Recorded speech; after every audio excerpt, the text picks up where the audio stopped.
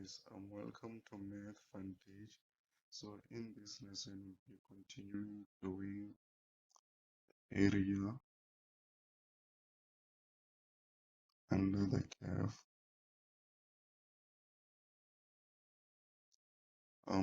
using now we're going to use the left endpoint. Remember in the first video that's why we used the right endpoint, right? And please guys go to check that video first before you can go through this one, because I'm not going to explain in full details in this video, because everything I've explained in video 1, right? So example, find the area under the curve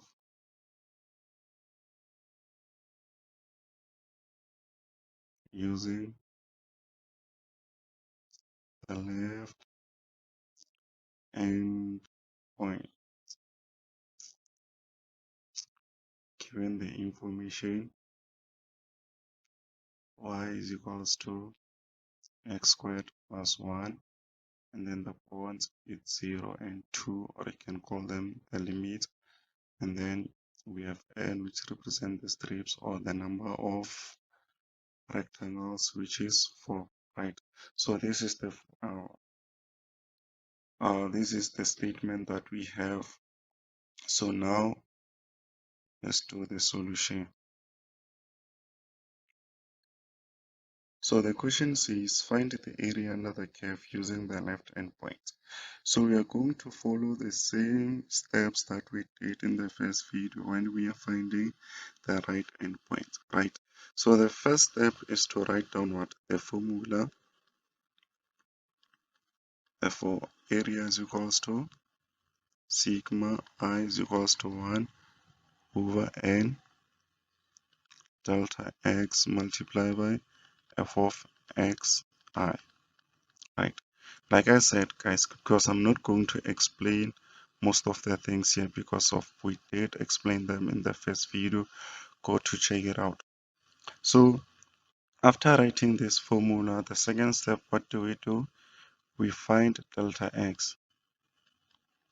Find the value of delta x. The formula of calculating delta x, we know that it's b minus a all over n, right?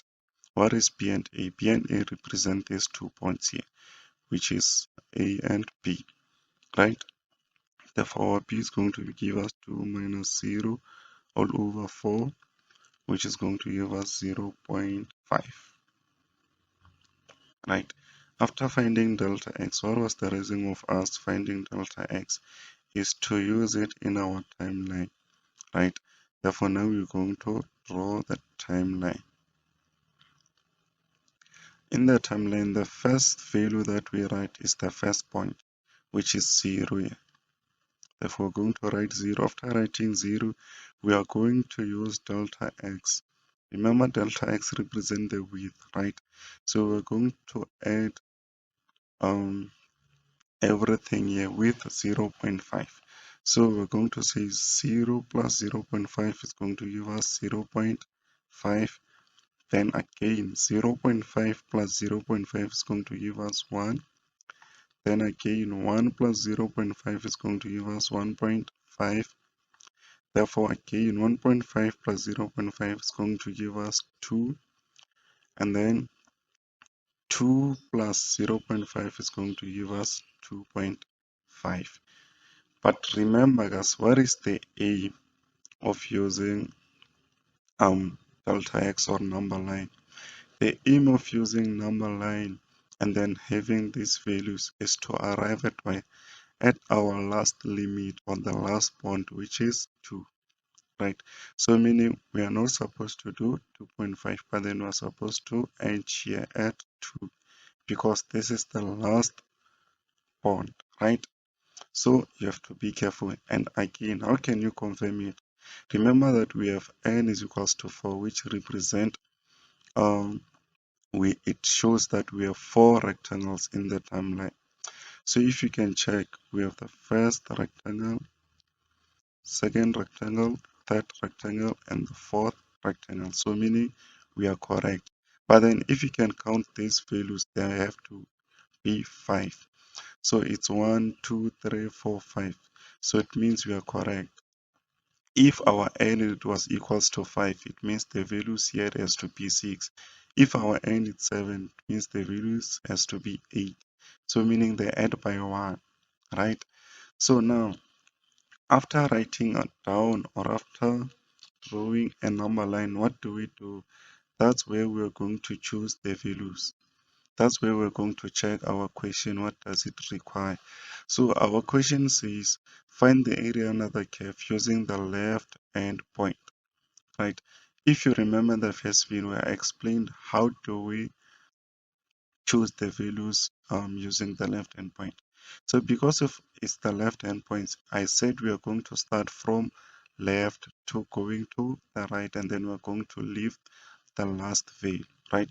So it means it's going to be 1, 2, 3, and 4. Because the last value is 2, that's why we leave it. It means we are not including 2. And then again, I said you can also check it by whenever you are given a, if your n is equals to 4, it means the values that you need to choose there has to be 4. But if you're not given n, right, that's how you're going to use that strategy of saying I'm going to start from 0 up to um the second number before the last one, right? So that's what you do. So meaning you're going to leave the last number, which is 2 here. So meaning the values that we have now, it's 0, 0 0.5, 1, and 1.5, right? So we have to label them. You can label this as 1, 2, 3, and 4. We don't care about the order. We don't care about the order. So after labeling them, that's when we are going to write the formula again. Our area is equals to delta x or width. Therefore, I'll explain this later. F of x1 plus f of x2 plus f of x3 plus f of x4. Remember in the first video, I explained why do we write it like this, meaning we replaced sigma and f of x1 by this. Remember, sigma represent what? AD. So that's what we did. And then f of xi, it represent it. It it depends on how many number of rectangles do we have, right? So now we know that we have 1 up to 4, right? So after writing it down like this, what do? We know that x1 is 0, x2 is 0.5, x3 is 1, x4 is 1.5. So it means we're going to have, what is delta x? Delta x is 0.5. Therefore, we have f of, what is x1? It's 0. What is x2? It's 0.5. What is x3? It's 1. What is x4? It's 1.5, right? So one can say x1 is 1.5 or x1 is 0.5. Like I said, we don't care about the order. So after writing them like this, that's when we are going to check our function. Our function is y is equals to x squared plus 1. And we can also write it as f of x is equals to x squared plus 1. Right. So what is f of x1? F of x1 is equals to x squared plus 1, right? Therefore, what is x1? x1 is given by 0, right? x1 is given by 0. Wait, guys. Sorry for that. Okay, x1 is given by 0. It means we're going to have 0 squared plus 1. And then 0 squared plus 1 is going to give us 1. Then now we come to f of x2. We follow the same procedure. Therefore, f of x2, what is x2? x2 is given by 0.5. Where we see x, we are going to replace it with 0.5 x squared plus 1, which is going to give us 1.25, right? Then that one, which is 1, then we're going to, which is going to give us 2, and the last one, which is f of 1.5 is equals to 1.5 squared plus 1, which is going to give us 3.25. So now you can see that we have those four values. We have the value of f of x1, the value of f of x2, the value of f of x3, and the value of f of x4, right? Then it means we're going to write down that formula again. Area is equals to 0.5, right? Therefore, f of 0, we can write it like this.